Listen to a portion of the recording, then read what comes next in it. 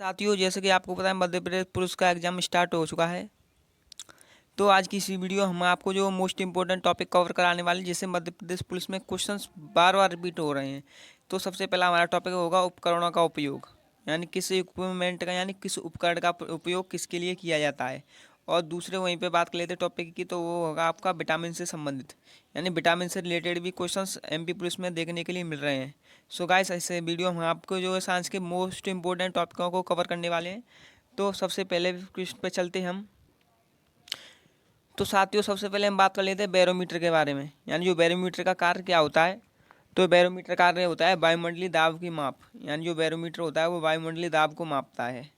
Most important है, अधिकतर exam में रिपीट होता रहता है। नंबर 2 पे बात कर लेते हैं कार्डियोग्राफ, यानी जो कार्डियोग्राफ होता है उसका उपयोग क्यों किया जाता है। तो हृदय की गति की जाँच के लिए फ्रेंड्स कार्डियोग्राफ का उपयोग किया जाता है, यानी जो कार्डियोग्राफ है वह हृदय की गति की जाँच करता है। नंबर 3 पे बात कर लेते हैं रेन गेज की। तो रेन गेज का क्या कार्य होता है। तो रेन गेज होता है वो वर्षा की माप करता है, यानी जो रेन गेज होता है उसे वर्षा मापी जाती है। आपको बताया कि वर्षा किस में मापी जाती है, तो वर्षा सेंटीमीटर में मापी जाती है। यानी कहीं पे बताया जाता है 50 सेंटीमीटर वर्षा हुई है, 100 सेंटीमीटर वर्षा हुई है, इसलिए वर्षा नापी जाती है वो सेंटीमीटर में मापी जाती है। अब नंबर 4 पे बात कर लेते हैं रिएक्टर स्केल। मोस्ट इम्पोर्टेंट है ये। जो रिएक्टर स्केल है उसका उपयोग भूकंप की तीव्रता को मापने के लिए किया जाता है। आप कुछ सोच रहे हो कि सीस्मोग्राफ भी तो होता है, लेकिन सीस्मोग्राफ का भी उपयोग भूकंप को ही मापने के लिए किया जाता है। लेकिन जो रिएक्टर स्केल है यानी रिएक्टर पैमाना है उसका उपयोग भूकंप की तीव्रता मापने के लिए किया जाता है फ्रेंड्स। नेक्स्ट चलते हैं। नेक्स्ट बात करते हैं लैक्टोमीटर का क्या कार्य होता है। तो जो लैक्टोमीटर होता है उससे दूध की शुद्धता मापी जाती है, यानी प्योरिटी ऑफ मिल्क। दूध की शुद्धता का माप करने के लिए लैक्टोमीटर का उपयोग किया जाता है साथियों। नेक्स्ट बात कर लेते हैं फेदोमीटर का उपयोग किया होता है। तो जो फेदोमीटर होता है उसके समुद्र की गहराई मापी जाती है, यानी जो फेदोमीटर से समुद्री गहराई मापी जाती है कि समुद्र कितना गहरा है, इसलिए फेदोमीटर का उपयोग किया जाता है। अब बात कर लेते हैं सीस्मोग्राफ की। तो फ्रेंड्स, सीस्मोग्राफ से भूकंप मापी यंत्र है, यानी जो सीस्मोग्राफ है वो भूकंप मापी यंत्र है जिससे भूकंप को मापा जाता है। नेक्स्ट है अमीटर। मीटर का उपयोग विद्युत धारा की माप के लिए किया जाता है। आपने घरों में देखा होगा अमीटर लगे होते हैं, उनका मतलब जो यूज होता है वो विद्युत धारा की माप के लिए होता है, यानी इससे विद्युत धारा मापी जाती है कि आपने कितना मतलब कितना यूनिट विद्युत यूज की है एक दिन में या 1 मंथ में, कितना यूनिट विद्युत यूज किया आपने। नेक्स्ट क्वेश्चन पर चलते हैं फ्रेंड्स। साथियों, उम्मीद करता हूँ आपको मेरा वीडियो अच्छी लग रही होगी, आपको मेरा कंटेंट और मेरी मेहनत पसंद आ रही होगी। तो वीडियो को लाइक कर दें प्लीज़। अब बात कर लेते हो ओडोमीटर का। ओडोमीटर का क्या काम होता है। तो ये पहिए द्वारा तय की गई दूरी को माप बताता है, यानी ये पहिए द्वारा कुल तय गई दूरी को बताता है ओडोमीटर। नेक्स्ट है आपका जो नेक्स्ट उपकरण है वो कंपास है। कंपास का उपयोग यहाँ पर दिशा की जानकारी के लिए किया जाता है, यानी कंपास से जो दिशा की जानकारी होती है, यानी किस दिशा में मतलब हम किस दिशा में जा रहे हैं, ये कौन सी दिशा है, से कंपास का उपयोग किया जाता है। रडार की बात कर लेते हैं। रडार वायुयान की दिशा बताता है। आपने देखा होगा कि वायुयानों में बहुत से रडार लगे होते हैं, जैसे कि जो भारतीय जल सेना है, जो वायुसेना है, उनमें जो जहाज़ों में रडार लगे होते हैं उससे यह है वायुयान की दिशा के पता चल जाता है कि किस दिशा में वायुयान है। नेक्स्ट बात कर लेते हैं पायरोमीटर। पायरोमीटर का उपयोग उच्च दाब मापने के लिए किया जाता है, यानी उच्च ताप मापने के लिए पायरोमीटर का उपयोग किया जाता है। इससे हम लगभग 5000 केल्विन तक ताप माप सकते हैं, यानी पायरोमीटर का उपयोग उच्च ताप मापने के लिए किया जाता है। नेक्स्ट बात कर लेते हैं हम थर्मामीटर का।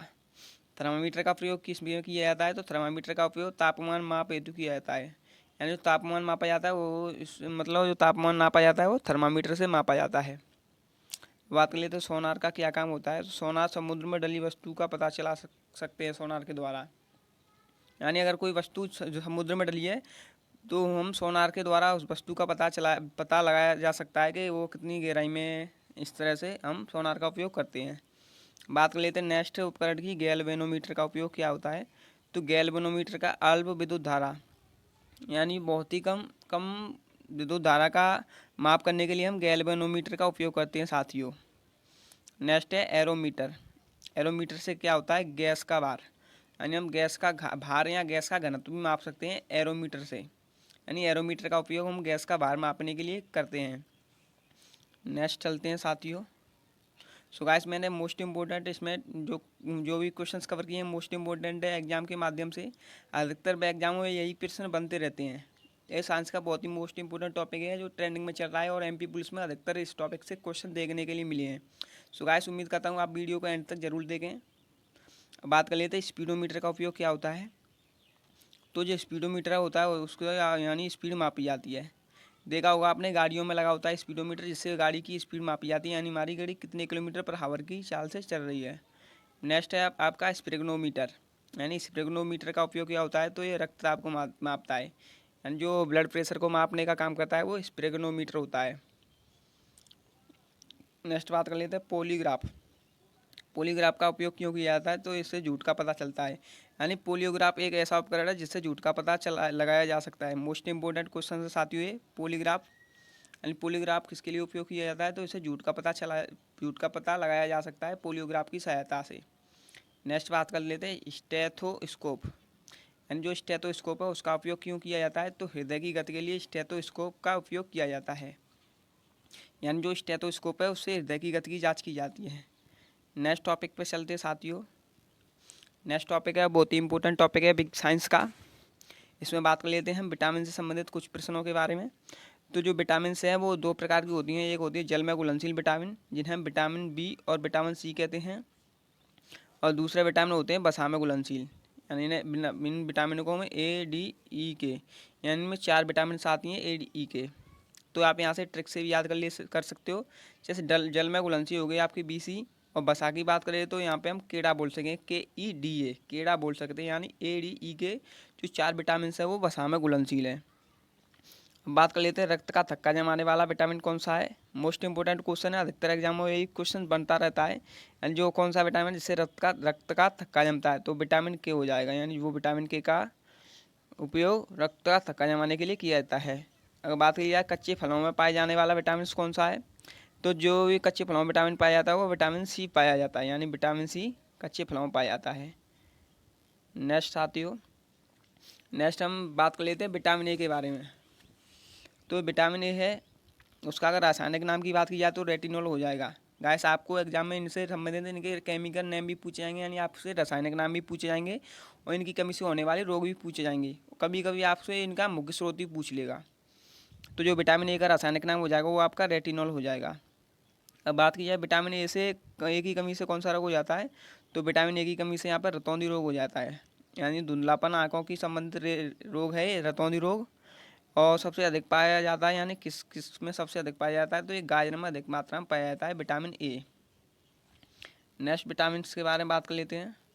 नेक्स्ट विटामिन आपका विटामिन डी। तो विटामिन डी का रासायनिक नाम की बात की जाए तो इसका रासायनिक नाम कैल्सीफेरॉल हो गया। कमी से रोग आपका रिकेट्स हो जाता है, यानी विटामिन डी की कमी से आपका रिकेट्स रोग हो जाता है, जिसे हम सूखा रोग भी कहते हैं। अधिकता किस में पाया जाता है, तो सूर्य के प्रकाश में। यानी जो विटामिन सी है वो विटामिन डी है जो सूर्य के प्रकाश में पाया जाता है। ऐसा नहीं कि पूरे दिन सूर्य के प्रकाश में विटामिन पाया जाता है, ऐसा नहीं है।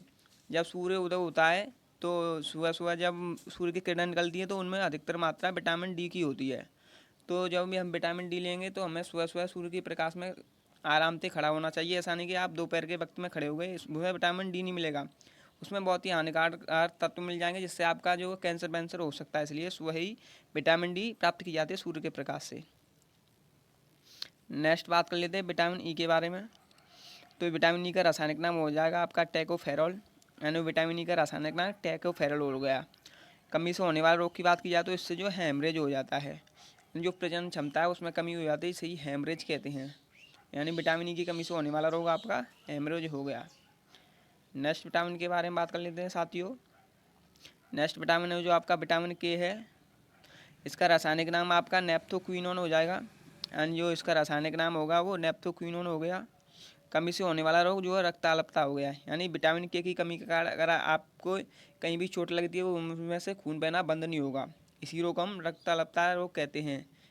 है अनुवांशिक रोग है, रक्ताल्पता रोग है जो अनुवांशिक रोग है, जो अपने माता पिता से दूसरे मतलब अपनी पीढ़ी में आता है रक्ताल्पता रोग।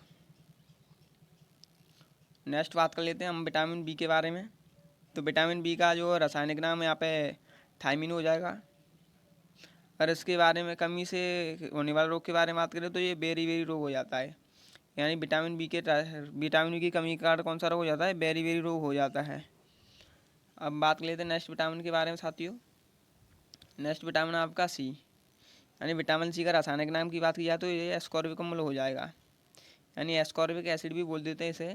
और विटामिन सी की कमी के कारण होने वाला रोग है जो स्कर्वी रोग हो जाता है। यानी आपने देखा होगा कि जिस किसी के मतलब जो पायरिया वगैरह होता है दांतों में, तो वहाँ पे जो यहाँ वैसे ही नॉर्मल दांत होते हैं तो उनसे खून निकलता रहता है, इसी रोग को ही हम स्कर्वी रोग कहते हैं।